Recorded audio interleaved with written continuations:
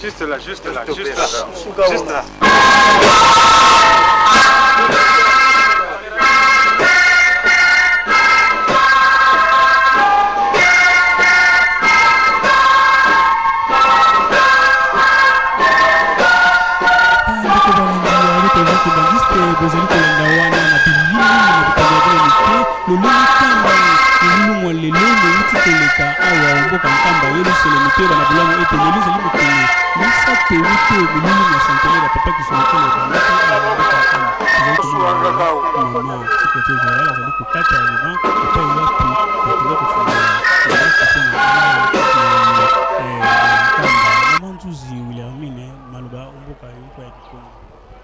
Matondo Jean Tumengo bampangi babunja luzolo kena kulanda beto na kilumbu ya bubu beno zaba ya uti kilumbu ya bubu yake kilumbu ya tatu ya nkinzi ya centenaire ya papa kisolokele ya mipesa mina kiyeko ya ba volontaire na yao mutimbo nena kumona kuna na bifikula na beno maza ya simu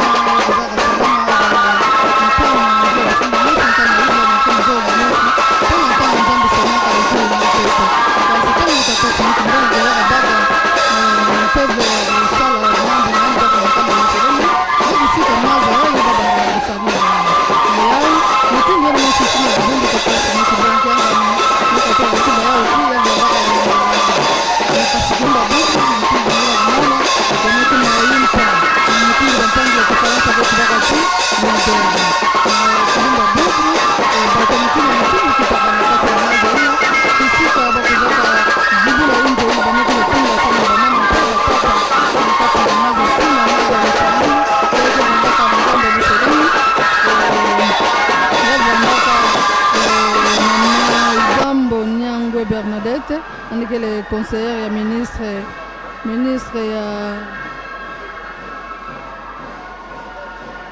ya ministère ya moyenne et petite entreprise le yandi mutukuzaka zenga nsinga na injoina ya maza ya sima mutini bonekela kumona na bifikula na beno tata Simon Kimbangu Kiangani mekatuka na kuzibula yao mpamba ve yandi mtu antete mekatuka kudiata kuna nakati na injoina atako ba mama ke banda kukota kuna yandi mtu mekota kuna samna tusakumuna injo yango mutindo ametelama bampangia mutina mutindo benikuna kumona ba ntubidi ya minkukizi na ntwala na yandi mbuta kwake Edi Suzanne mpe ba mama ya beto bakele kitwadi mutindu mbuta masamba yandi kele mtwadisi ya mibudi ya matutu tofliki ne yani mutena kupesa ndinga na ntwala ya mfumo wa dibundu papa Simon Kimbangu Kiangani mutindu injo na mekatuka kuzibuka kunumba bubu papa Simon Kimbangu Kiangani amepesa pedia kanzila na ba mama na kukota mpeko yobila pamba ve ba mama mingi mekatuka kuvutuka ba yobila kave me kilumba bubu amepesa nzila ba mama ba yobila bao kilumba bubu kilumba mbazi ti kilumbu bakekuza bima na nkamba Yerusalemu ya impa na yao bampangi yakele kese na kutala kilumba bubu nkinzi mesalama na mutindi mosi ya kufua na kana bantu mutindi na mutindi ba mimbudi ya mpungi ba mibudi ya matutu ba korala mutindi na mutindu ba korala ya Yerusalemu ya Choral ya Kisolokele ya Belgique vandaka kintwadi ba mama Marie Kiangani benkina kumona bau papa Mbeze papa Rigen nde bavandaka kintwadi kisika bamekatuka kuzibula injo yai hiyo bidilaka ba mama samna kubaka lusakumunu na kati na bamiela na bau pe na kati na mabuta na bau yaseleka nkembo vandaka na nganda bamituliza mtina mutindu ba kimbangiste na ba kimbangiste ve bavandaka kintwadi kisika mkinzi na kele kusalaminaka ntamu nyoso bampangi bono tala kaka na bainti samna kuzabisa ti kisika yango ya kele ya kuzingama na bainti kamba vena ntango tama bavandaka tuba mutindu ya mosi papa Simon Kimbangu Kiangani tubaka maza ina vandaka na ntangu ina bavandaka sala jambu ina vandaka mbasi vandaka kitaka na maza samon meka ningisa maza na manima na yaunde na manima na yaunde batuke kuza kota inake kota ya ntete yandike baka lusaku mono mekasi kilumba bubu papa Simoki Mbangu kianga nimetuba maza ya beto yakele ya mpamba ya ofelia kusumba na mbongo ve ntango nyonso ngezona ngefana yobila ngenge mebaka lusaku munu ngemebeluka na kimbevo kenange ngemesala nyonso ina metadila kese samunange na yao bampangi yakele kese mingi mutundu benenge na kulanda beto na ntango yai kilumba bubu yai yavwandaka diambo enene salamaka na mutundu ti na kukatuka na maza ya sima mutundu vwandaka manaka ya tata Simoki Mbangu beto salaka nzetolo na quartier Kimambu na quartier Kimambu kisika meba kama inzo mekuja tunga bampangi la Belgique, Sika Misala, où il s'est mis pendant 3 mois une grande délégation. Il y a Bingomba Nabiso Namboka Belgique, et il y a l'inauguration, il y a résidence où il y a ceux qui vont continuer à venir au Royaume de Belgique, où il y a son éminence, Ndengedini Akobatizia. Donc, il y a ce Mokolanda Natina Nandako, et Salinde, ingénieur Simon, où il y a Tikaki Solo, Libotane Mobimba. À se sacrifier pour être les et ça l'a accompli. Bazali équipe monnaie, mais tout comme on a bango, bonjour, Papa Simon. Et tout d'abord, on a dit que nous allons se sentir dans le monde haut, tout en tout cas, le stress est ali, oui. Mais en tout cas, plus émotion, émotion. Ça, c'est ali, Bazali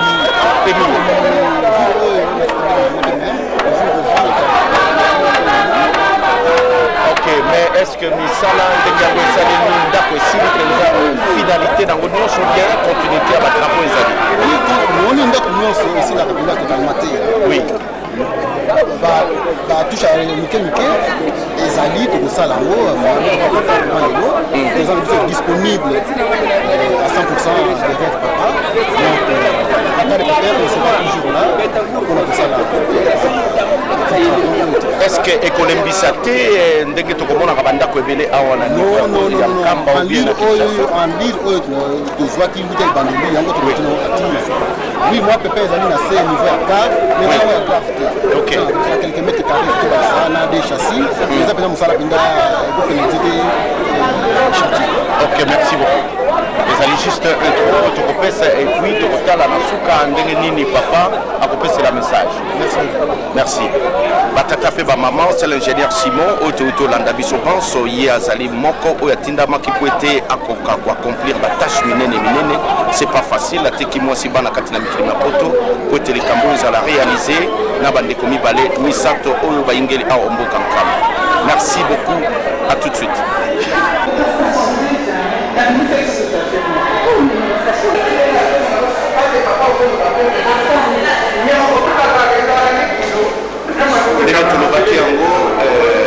À l'intérieur, il y a résidence et un royaume de Belgique, image, les gens qui extérieur. Maintenant, tout allez comme une situation d'éminence, à Koya pour Fanda pour procéder à l'inauguration officielle. Il y a Ndako Soleil Tongami et Tongami, il y a Liboso, il y a Banapoto, à Nakamba, Nouvelle-Jérusalem, c'est la Belgique, qui a réalisé œuvre. Il y a Liboso dans l'histoire du kimbadisme de la diaspora. Donc voilà, tout allez comme on a un espace il y a 6 mois, mais Salanio so oesalemi bandeko bautaki katina mikili mapoto bayaki ko fanda awa définitivement pendant 6 mois kotika basibana misala na bango kote œuvre oyo et kwa komonana ezali eloko moko ya ko féliciter parce que c'est pas facile pour tout na kamba soki to ko koma na niveau c'est parce que bato bapesaki confiance na bandeko bayaki malgré kotungisa makasi toyebi ete ya solo elonga yango aussi emonani voilà tokomona bapièce badetail nyonso ndenge bakopesela yango nde wana tokomeka kocomprendre la logique ya structure ya bâtiment oyo ya royaume de Belgique.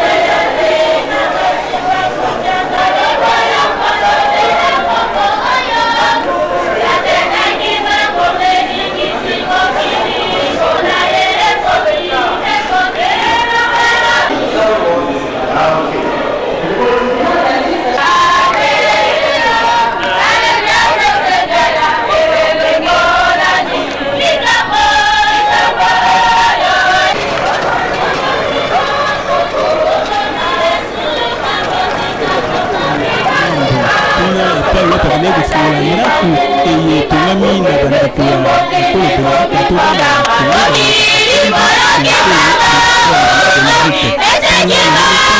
bandeko batondaki kuna na ngambu wana epai wapi bango bazalaki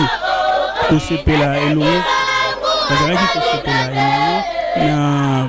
tata mokonzi wa bule kuna tozali komona ata babendele ya bikolo minei ezali kopepa wana ezali bongo ya Belgique ya Allemagne ya Belgique ya Angola ya Congo démocratique pe ya Congo Brazzaville maso wana pona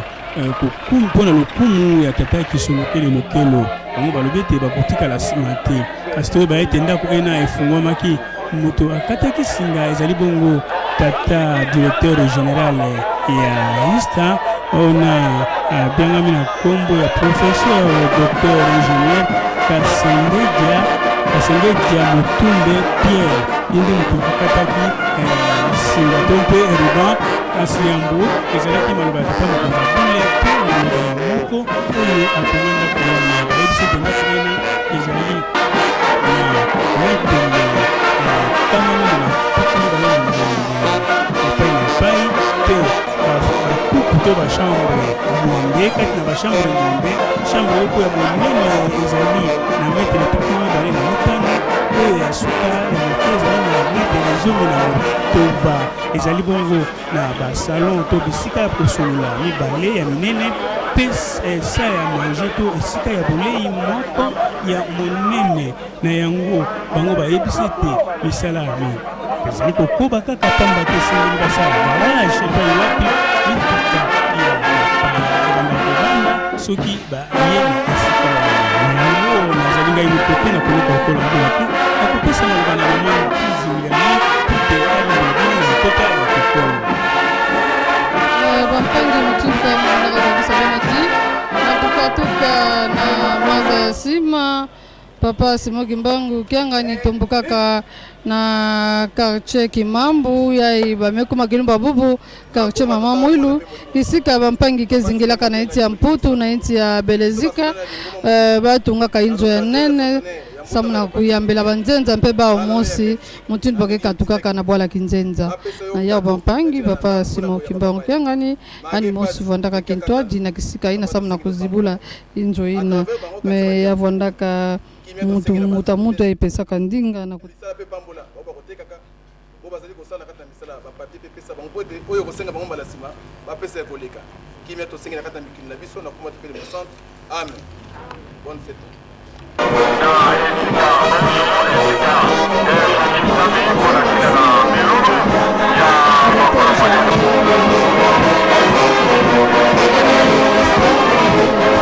docteur ingénieur Mutamuntu Kasengedia Motumbe Pierre ndeyani mutukuzaka zenga nsinga na nto ya kampanya Belezika bamika kutunga yetu kutumina banzenza ya mfuna mfungu njo moyo yake la nene kenya ba mkamaiya kumizole na nene ya metele basili bamasuku kele na ya nene kena bametele kumizole na tano ya flotte kena bametele kuma sambano bametele kasi bisika ya kudile kele pale faransa yetu baka kisalon yakele zone yakele nene na flotte na ya bampangi mutundu ngala mona bana mosi nkembo mekatuka na kisika ina bampangi metunga inzo bampangi ya Belgique amekuza nunga na babisalu ya emeka bamekatuka kosala mpamba ve ya vondaka kisalu ya fioti ve kisalu ya nene na bampangi nyonso betike landa bampangi pangi mekatuka na reportage mbuta mutu yugense na cérémonie dans quelques instants. On a un programme et donc c'est une grande joie de se penser de vivre à Oka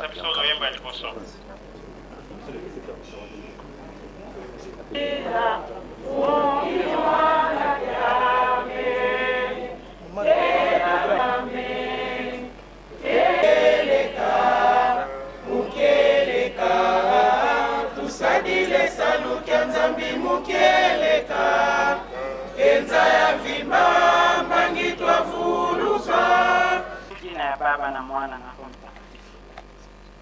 Papa Simoti Mbangu Tiangani, Papa Simoti Mbangu Tiangani,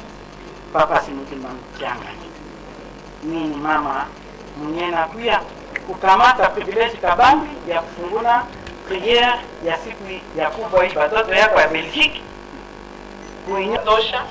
pate fasi katika moyo. Papa, si batoto ya Belgique tuko nyuma yako saa yote nyota tuomba tutafanya. Hii ni mwanzo kudamvua tupe tena ya kushinda juu kazi kingaliko mingi katika nkamba yetu. Saidia mtoto wako moya kwa moya mwenye aliweka mkono yake kuikitui papa yake papa shikupate utarikiwe mukanda mwatata Nzambe mukanda ya banzembo ya bayuda 122 de 1 nzela ya liboso pe ya 9 Israel eyaka biloko ya Yawe esanganaka mpona kokumisa ye yango ezali mobeko na kati ya Israel. Mokonzi ya libonda ya David ye na mobembo oloba boye Jerusalem bato balingaka yo bazala malamu boboto Jerusalem boboto ezala na yo bo bandeko na baninga na ngai bazala malamu Nzambe na biso ezali awa na kombo misato tata mwana mpe tata molimo santo amen. Kwelingi oyo basala yango se lokola bakosala ko likolo eza biso lelo bilei bya mokolo na mokolo yebisa mabe ma biso lokola biso tokonimisaka baninga sinalisa biso tondima masengane oyo mokesi biso na privilege oyo biso tozwi ezali grâce pamba te yo ozali na nguya ya kobekisa mitema ya bato oyo bazali na bozwi kati na mokili oyo tobi par quelque mois nkamba oyo ekoki kotransforme en construction. Mais papa yo otiki bango oboni obele biso totonga nkamba Yerusalemi mpo totombola biso yo ndako etombe juste centenaire ya papa Kulutu kado monene tozali kopete pa Yawe Nzambe na biso papa Kisolokele ye afandaki na biso na mboka ya Belgique na Bruxelles na commune ya Villefort. Papa Kulutu ateyaki biso mingi oyekola oyo koyekola ekoservir bino na mabota na bino mpe ekoservir lingomba ya papa Simoti Mbangu wana toyoki yango okave osengaki biso bana na yo ya Belgique totongela yo ndako solo papa ndako yango na quelques minutes tozali koremettre oyo bafongola ndako oyo surface ya ndako oyo ezali na 428 mètres carrés et ezali na 8 chambres, la possibilité d'une 9e chambre. Ezali na salon, ezali na salon, deux salons. Premier salon est la surface à 38 mètres carrés et le deuxième salon est à 45 mètres carrés. Et dans la salle à manger, ezali na 42 mètres carrés. Et dans les 8 chambres, où ezali na Katianda Bouboyo, papa, la plus grande chambre ezali na 25 mètres carrés. Et la plus petite, ezali na 16 mètres carrés. Et na kati na ba chambre yango, ezali na salle de bain dans chaque chambre et dressing esika kotiaka biloko bavalise comme chambre de garde-robe. Il y a salle de bain, ezali na 35 mètres carrés, et puis dressing na 1 mètre carré, toza na 32 mètres carrés, rien donc ezali une pièce suite, chambre suite, sur les 8 chambres toza na yango. Tobandaki ndako oyo papa, première pierre kozaki yango le 18 juin. Tobandi yango début juillet kotonga ndako ekokama oyo etongama etumba yango papa ezali biso te ezali yo moko otongi ndako oyo pamba te etumba ezalaki makasi toyoki yango epai na yo bandi ozali koloba biso yango emari papa mpenza atangi biso yango etumba oyo papa na chante na biso nde pamba te epasi na biso eumeli papa na etumba oyo olongi na chantier na biso bachantier eza ebele nanu tobandi yango te yango wana nzambe na biso tokosenga epai na yo papa salisa biso na badifficulté oyo ya bana no ya belgique baza na yango nabofongoli ndako na nkamba yerusalemu ya sika le 14 février 2014 na nkombo ya tata ya mwana mpe molimo mosantu papa simon kimbangu nzambe na biso yango tozwa nzela ya kotalisa yo liloba na biso tosengi yo bolimbisi na ezaleli na biso mpe esaleli na biso oyo elongobani te na miso na yo papa tozali kaka bana na se ya ntango bana oyo towuti na yo mikili ya misika papa biso bana na yo ya mboka ya belgique tokumisi yo mpe tonetoli monene na yo na bolingo na yo oyo osaleli biso na mokolo mwa lelo ya le 14 février 2014 ezali mokolo monene mpe ya esengo epai na biso bayindo banso mpe bana na yo bakimbongiste na mokili mobimba molulu ya esengo monene na ndenge avandaki na biso na mboka ya belgique mpe na ndenge ya chance oyo opesi biso totia na mboka ya nkamba yerusalemi ya sika elembo yango toyeyi yo nzambe na biso kopesa fungola ya ndako yo nde mutu oyebi ntina na yango mpe mpo na nini olingi ete etongama na ntango oyo na ntango kotambolisa mokili mobimba papa nini tokoki kosenga na yo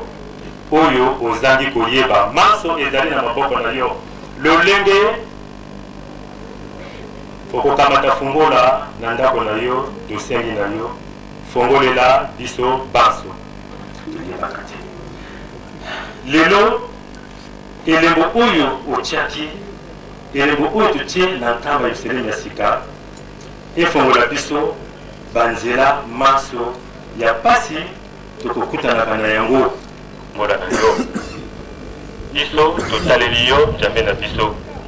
ta mwana mpe molimo mosantu sotelere oye sotelere oye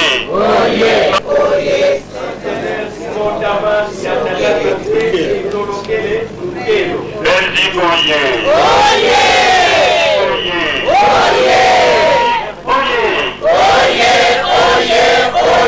Sus l'église humaniste en Europe. Papa Mambanda oye. Papa Malongo oye. Espoir du monde.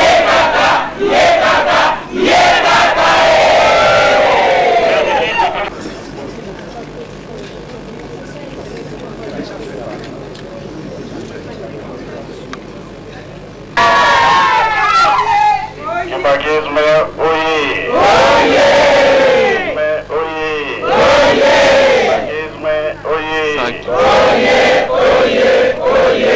Espoir du monde, église universelle. Kamba oye.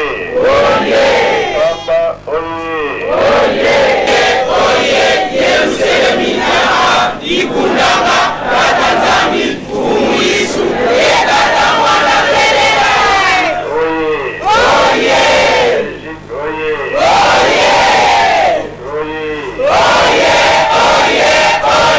Sus l'église humaniste en Europe.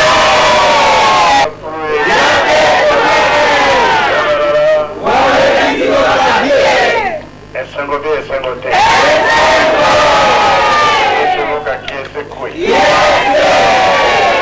Na kombo ya tata mwana mpe tata molimo santu pesi merci mpe longonia abandimi nyonso ya belgique ntango oyo osali pesi esengo na mutu nyonso papa te na ntango ya papa mwabanza ye alobi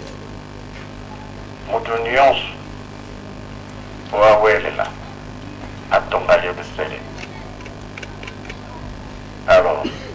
bato mosusu mpe biso bandimi soki totali kaka lingomba ye moko tokokoka te po tokabola yango programme papa apesaka kokabolela bato nyonso soki toke à Camp Prof 4 maisons eza kuna jeteki dirigeant fliki gauche basalaki zalike ekoki te Europe mpe azwa charge bandimi ya Belgique nde bazwaki yango ya France kote ya kendolo terrain na bango ezali France nyonso te me Saint-Denis boyi te tokosala mpe tokosala te ozali obi bozali te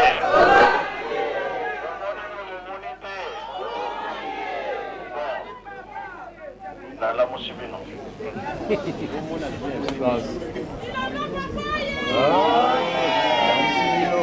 Spani mpe azwaki ya ye place abandaki fondation elelo oyo Belgique azwi bapoint topesi 5 sur 5.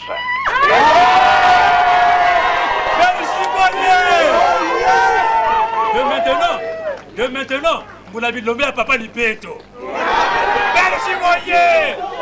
Binomé à papa Oye! 5 sur 5. Comment?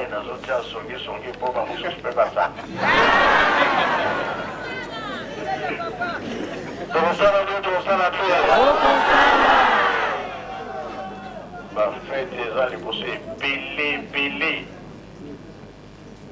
mwa moke baprotocole bamonaki mpasi mpona kolalisa bato soki boyokaki nga asengaki excuse parce que vraiment bakonzi nyonso bandimaki koya mais condition pesaki ka mwa mobulu me nasengaki bolimisi alors oyo ndako basali awa tolalisaki bato mpona nini kozangela alors elakisi ke bafete oyo etikali eza koya liboso tokozali tokotonga tozala bon bango babundi mingi ntango mosusu eza elokaka ya pamba kamino ekufi mais tozalaki kosala tout po ete ndako esila avant fête ya le 12 février e balongi betela bango babo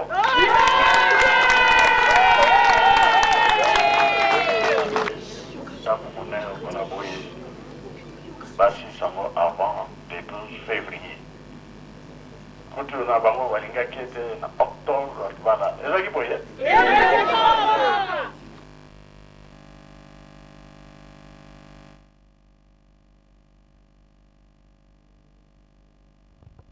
seleka bampangi bene mekatoa kulanda nzeto lo mesalama ya kilumbo ya bubu kubanda na bawola ya nana ya nsuka papa Simoki Mbangu bikaka incho nandi ya ndwakulu samuna ko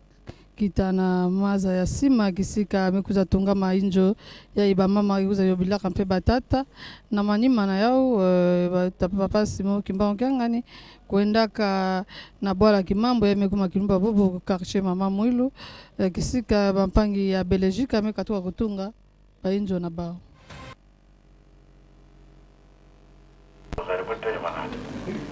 bazali bango esika tuti mokongo eza ndako na bango baza kotonga yango tofongolaka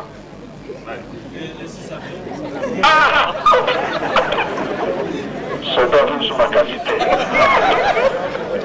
le 6 avril bandeko nyonso baweki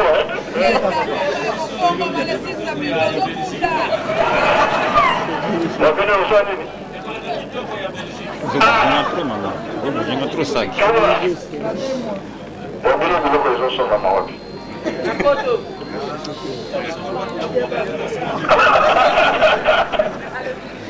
soda bozandarasi merci donc kinkenga mparela boyebi yango sauve kipe bato nyonso oyo bazwi misala tosala makambo ndenge ezoyela biso tosala mbamba lelo tomoni oyo alobi toyebi te kozala ndenge nini plein bato zokota ifo balada ndenge mfuma mbanza alobaki emisala yango oyo kola toyeba fongola ndako oyo mbena kosusite po tomoni ke bakonzi babana yola garage po ezala makambo nyonso eza boye te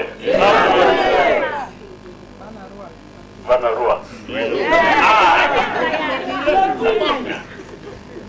tokende molai te mpona bazokozela biso atuka longone topesi merci na kombo ya tata mwana mpe tata molimo sante amen.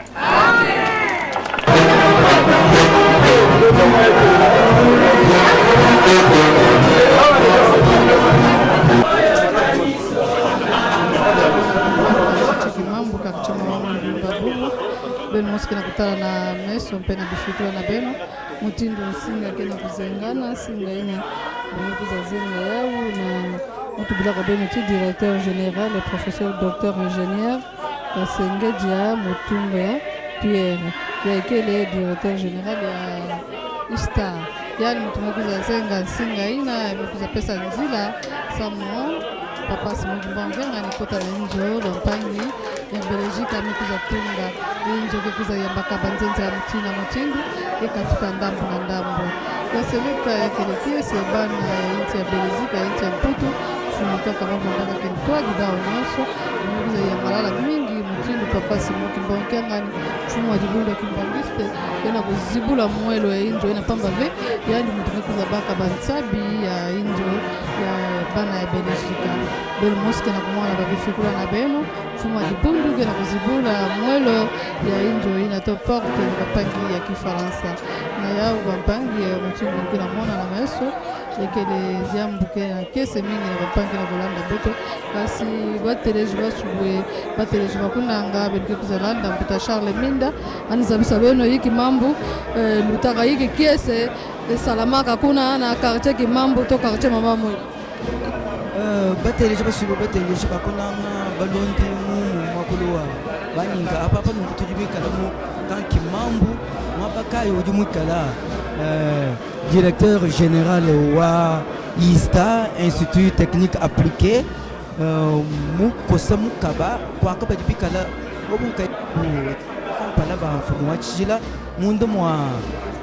nzubu uvumikala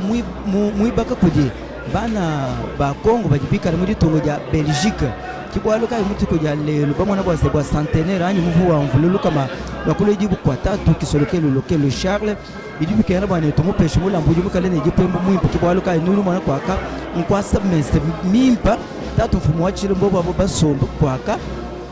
nyeya umusombe kumpala kwaka ne mama Suzanne kwakiaji tatu papa Erigen bajibikala bonso munda mwa salon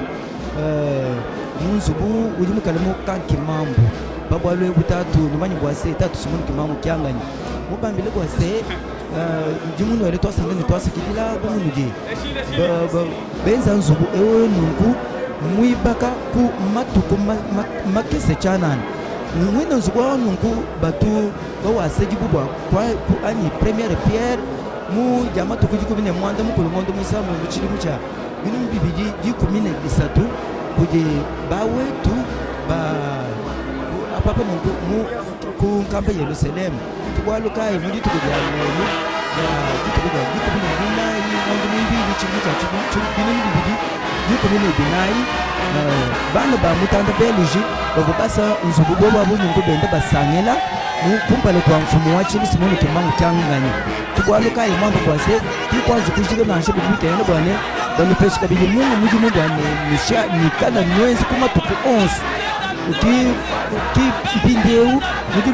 mwana yonso uji mukaline menu mapatuko pambelu wakuleji isanga jine nane na hii muchibilibilu chao jikuluke jamvula lukama wakuleji kwa mfumu wetu Yesu Kristo mfumu wetu palipanshi papula tatu kisolokelo lokelo Charles tumani mwasecheni muga na mema nkayani to tulibikale kabijine tatu Jean Tumengu wa makulu wa Mangala anuvu jipudi wetu yonso ujimikala utolondo mugu papu bionso ya kumputu kumbu wa minene Afrika mwisho mtone ku Kinshasa bani botu ba kuna na balanda nshimbu juma wa pele ngali bagita tulongo mu papo donso bana mani bane nkambe Yerusalem ki udi mukala kwasi wa butumbi wa tatu Simon Kimbangu mwenye kile miando kudi Simon Kimbangu kyanga udi mukala fumu wa chila tatu Jean Tomengo mikolo okudi wewe Tondi mingi ndeko Charles Minda bandeko balandi ya radio television Kimbangiste ndenge bozali kolanda kuna na bitando na bino ya buke epai wapi bozali komona nkamba Yerusalem ya sika lelo yendo mokolo ya misato ute ofeti to milulu ya centenaire bandaki kobanda mokolo ya zomi na mibale zomi na misato lelo mokolo ya zomi na mine epai wapi tata mokonza bule abandaki na tongo ya lelo na ngonga ya mwambe akendeki kofungula to mai ya sima eye fungwamaki maman le secrétaire général il y a travail il y a moyenne et petite entreprise Kataki Singa Zali Bongo maman Zamba Nyange Bernadette yenda Kataki Singa na mai ya sima osima mai ya sima to kima kimbangu na ngambo ya quartier mama Mwilu epai wapi kuna akeleki kokata pensinga na ndako enene eye bandeko bana bandimia ekolo belezika bayaki kotonga awa mboka kamba Yerusalemi lokola mobeselo ezali kosalema mikolo na mikolo lokola tata mokonza bule simoti mbangengani azali kopesa mosala ya yebise te solo esengeli kotonga nkamba pamba te bapaya nzike bakoya na mboka nkamba ndakisa na milulu miye bapaya bakoti na nkamba koleka bisika penza ekomaki mpasi yango wana esengeli kotonga mingi na yango soki tozali kokoma malamu kuna ezali na lisungi ya Rena Telsat yango nde ezali kokomisa biso na molongo mobimba epai wapi ADG Richard Ashinda wa Ilungula yende apesi biso epusa ya kokoma bipai biso bino bozwami na molongo mobimba pe na directeur na ye commercial Tata Sefal Kukatula tozali bongo pe na sous-directeur exploitation bongo Dani Kembela pe Yenga Makeba Jino pe mama Leticia Bungudi Bukanda bango uta mokolo mwa zomi na mibale bamipesi mbeka mpona kokomisa biso bipai biso bino bozwami na molongo mobimba na yango tokokoba kaka kopesa bino basango na biso na molongo mobimba na nzela ya satellite pe na nzela ya radio television Kimbangiste na lisungi ya Rena Telsat na konoka lokola mbula te na kopesa maloba na mama Nzuzi na kopesa na akoba na mayema zali koleka epai wapi tokondeki kofungola ndako ya bandeko ya ekolo belezika juzu malongi maloba omboka matongo pange Jean Tomengo pange oyo matongo wakena komona kuna na bifikula na bengo tata Fungolongo tata Simoke mwana kangani ina kopena kuna unzo ya kana Belgique kuna na katia na mudu wapi kusika na muka kwa na kutunga inzo mosi ya nene yina kebanda kuyamba banzenza na yao benikona kumona pele mosi iko mtundu bakunza wakena kulanda ya seleka bapangi bakunde luzolo na ntambo ya bitikana kuzabisa beno ti mutundu benekena kulanda na babifukula na beno nyonso okena kosalama na mbanza nkamba Yerusalem ya impa isika bampangi ya volontaire Kimbangiste kena kokobika kinzi na bau ya tata Kisolokelo Charles Daniel bampangi yakele centenaire ya papa Kisolokelo na yao bampangi mutundu benekena kutala beno mosi na babifukula ti kamba Yerusalemi yake ya kufuluka kilumbu ya tatu mekasiti kilumbu bubu kamba Yerusalemi yake kaka ya kufuluka na yao bampangi yake lekesi mingi mutindi bonekena kulanda na kati ya nkamba betukena kusuekela beno jambo mosi vers radio television Kimbangiste na bampangi ya Rena Telsat kintwa dina bao mekuza tula satellite na bao samna beno kuza landa kinzi occupé au festival encouragement ya kopesa biso maboko kozala na biso kitoko mais susi na biso eza mingi na exposition bazorepresente ntango na biso te comme centenaire ya papa puisque nyonso tozosala na honneur ya papa Solokele malamu mpe eleka po banguna bayeba ke totungi bandako ebele papa.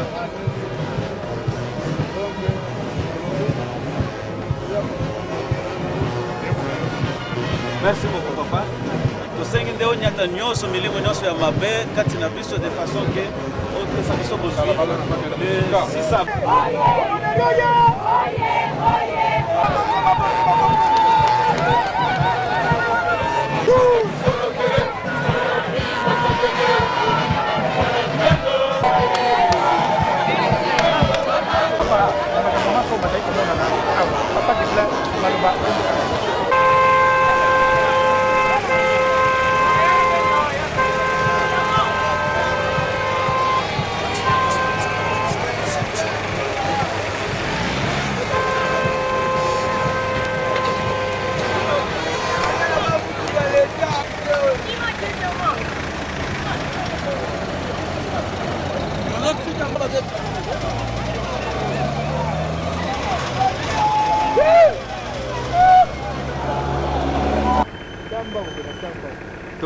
Toqué.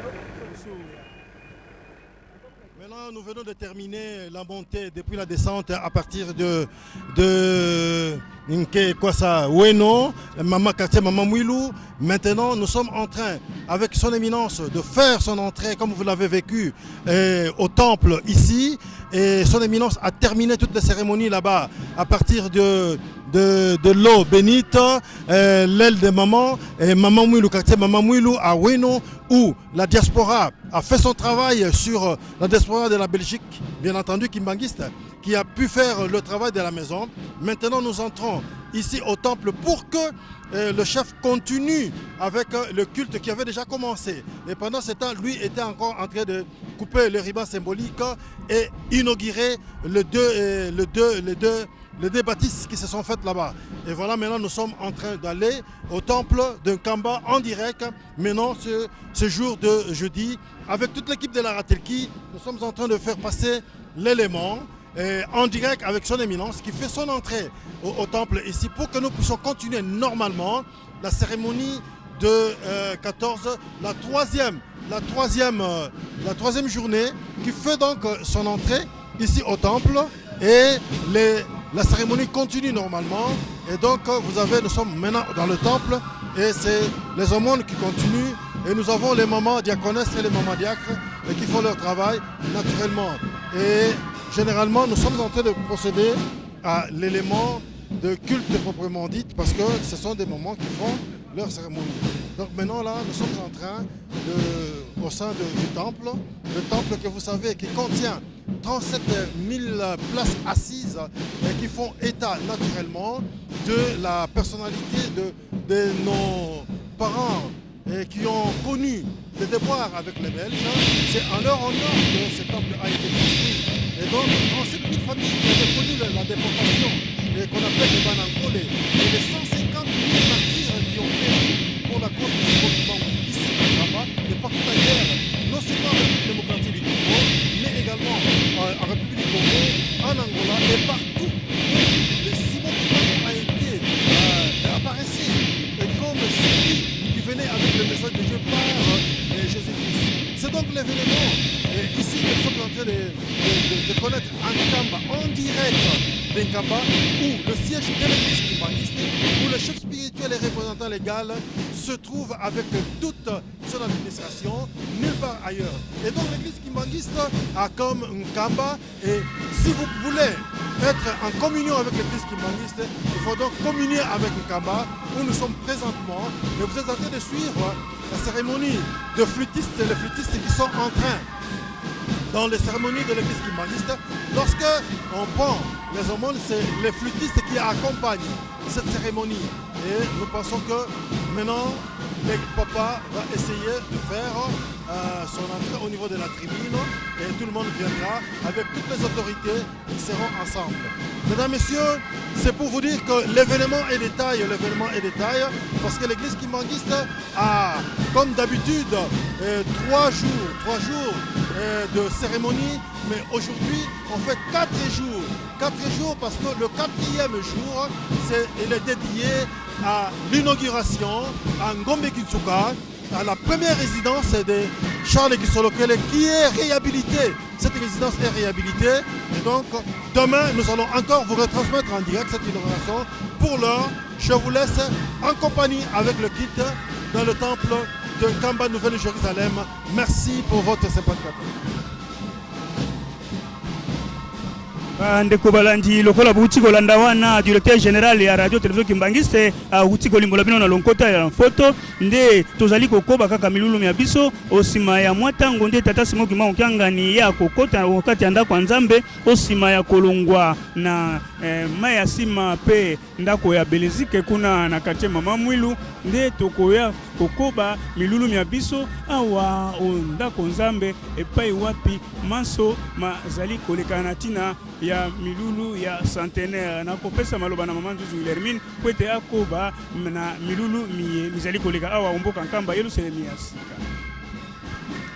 Matondo Jean Tumengo beno moske na kulanda na babifikwa na beno mutindu nyonso gena kusalama na kilumbo ya bubu na kazi na Nkamba Yerusalemu ya impa kisika nkinzi kena kulanda kana na bilumbu tatu yai yamekuza kuma na yao bampangi yakele mutindu bampangi na kupesa beto maboko bampangi na beto ya Renatelsat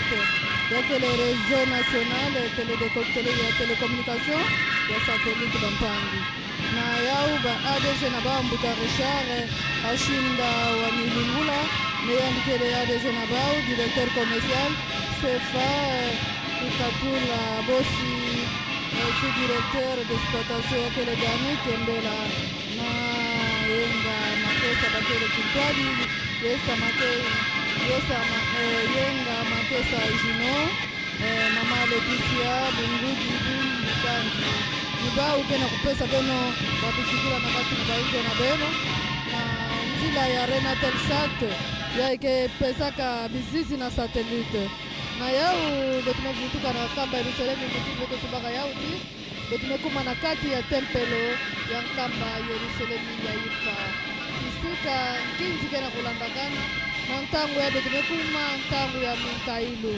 mutindu bake kabilaka Nzambi bampanga yakena bankumba mutinda mutindu bankaga ke bogilaka yao osmande bankaga ke peke bogilaka yao bankumbo ya faso na faso mekasi na dibundu wa Kimbangiste bake bogilaka yao Minkailu ntango kupesa Minkailu na tata Nzambi yamefuana mutindu ngena kuwa babibudi ya matutu kena kubula matutu na tempelo mpe ba tata selo na ba mama selo ke akutela mabake na kutambula na ba malonga samu na kutula Minkailu ampangi kuza tula ba Minkailu na bau na kati na ba malonga ina yakele diambu ya bana gruma bubu ve kubanda dibundwa tata Simon Kimbangu kuzaka zibuka